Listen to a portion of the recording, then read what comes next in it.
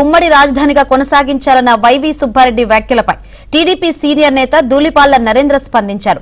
AP రాజధానిని ముక్కలు చేసే బాధ్యత వైవి సుబ్బారెడ్డికి సీఎం జగన్ అప్పజెప్పారన్నారు. సజ్జలకు దొంగ ఓట్లు పెంచే బాధ్యతను, వైవికి రాజధానుల సంఖ్యను పెంచే బాధ్యతను అప్పగించినట్టున్నారని ఎద్దేవా చేశారు.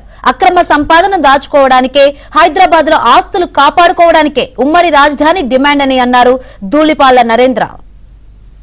నిన్న మొన్న ఏం చెప్పాడు అసెంబ్లీలో, రాజధాని హైదరాబాద్ ఎలానో మనకు ఒక క్యాపిటల్ నుండి ఉంటే పవర్ఫుల్గా ఉండేదని చెప్పాడు. అమరావతి నాశనం చేసింది ఆయనే కదా.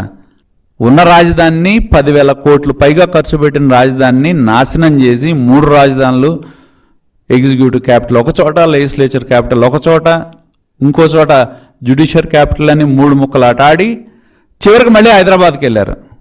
అంటే వాళ్ళకు ఒకటి అర్థమైంది, అధికార పార్టీ నాయకులకు ఒకటి అర్థమైంది, ప్రజలు మనల్ని తొందరలోనే తన్నే రోజులు ఉన్నాయి, తరిమేసే రోజులు ఉన్నాయి.